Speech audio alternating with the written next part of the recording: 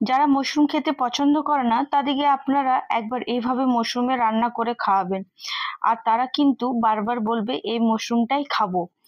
আর তার সাথে কিন্তু এভাবে রেসিপিটাও শেয়ার করবেন, সে কিন্তু খুব খুশি হয়ে যাবে।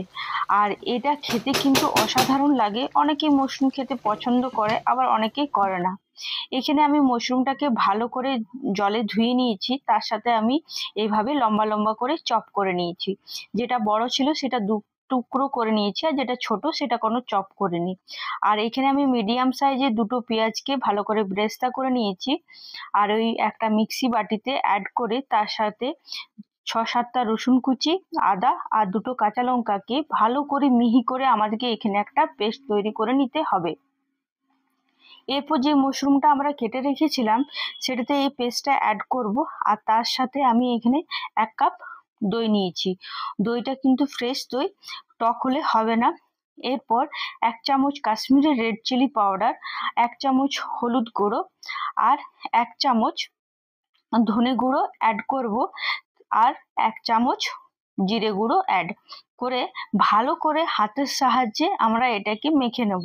এখানে কিন্তু নুন অ্যাড করব না, লবণটা পরে অ্যাড করব, কারণ আমরা সকলেই জানি যে মাশরুম থেকে একটু সামান্য জল বেরোয়, তাই নুনটা এখন আমরা অ্যাড করব না। আর আপনারা যদি চান তো এই সময় আপনারা একটু সর্ষের তেল গরম করে তার সাথে অ্যাড করে ভালো করে হাতে ভালো করে মাখিয়ে রাখবেন। এই যে আমি হাতে ভালো করে মেখে নিলাম, এরপর আমি এটা ২০ থেকে ১৫ মিনিট ভালো করে রেস্টে রেখে দেবো। যারা মাশরুম খেতে ভালোবাসে না তাদেরকে যদি আপনারা এটা করে খাওয়ান, সে তো খুশি হবেই, তার সাথে কিন্তু রেসিপিটা ও চাইবে আপনাদের কাছ থেকে। এইভাবে যদি আপনি মাশরুম করেন তাহলে রুটি, পরোটা, লাচ্ছা পরোটা সবকিছুর সাথে খেতে কিন্তু অসাধারণ লাগে। আমি এখানে ২০-১৫ মিনিট রেখে দেবো ঢাকা দিয়ে। এদিকে আমার ২০-১৫ মিনিট হয়ে গেছে। গ্যাসে আঁচ অন করে কড়াই চাপিয়ে তার মধ্যে ৩ চামচ সর্ষের তেল, ১ চামচ গোটা জিরে, একটা শুকনো লঙ্কা, ৬-৭টা গোলমরিচ, দুটো লবঙ্গ আর একটা দারচিনি অ্যাড করে তার সাথে যে মাশরুমটা আমরা ম্যারিনেট করে রেখেছিলাম সেই মাশরুমটা ভালো করে অ্যাড করে দেব। আর যেটাতে থাকবে মানে যে পাত্রে মশলাটা থাকবে সেটাও আমরা ভালো করে এখানে অ্যাড করে নেব, আর তার সাথে হাই ফ্লেমে ৪ থেকে ৫ মিনিট ভালো করে মাশরুমটাকে নাড়াচাড়া করব।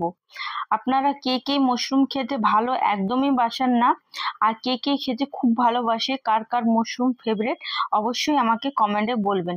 দেখুন এখানে মাশরুম থেকে আমাদের জল বেরিয়েছে, আর তার সাথে আমরা দইটা অ্যাড করেছি সেই জন্য একটু জল বেরিয়েছে। আমি এখানে ঢাকা দিয়ে রেখেছিলাম ৫ থেকে ৬ মিনিটের জন্য। ভালো করে ঢাকা দিয়ে রেখেছিলাম। মাশরুমটা আমার এখানে ভালোভাবে হয়ে গেছে, একটু জল জল আছে। আমি আরো একটু ৩-৪ মিনিট ঢাকা দিয়ে রাখলেই হয়ে যাবে।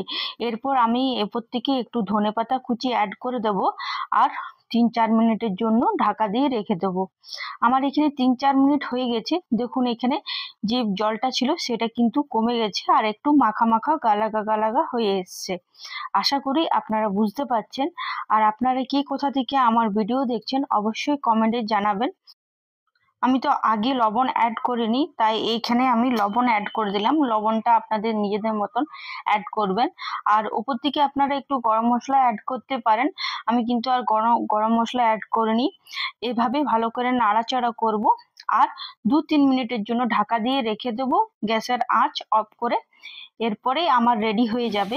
এরপর আমি এখানে একটা প্লেটে নিয়ে নিয়েছি, আর আমি এখানে লাচ্ছা পরোটার সাথে খাবো। আপনারা যদি চান তো পরোটা, লুচি, রুটি সবকিছুর সাথে খেতে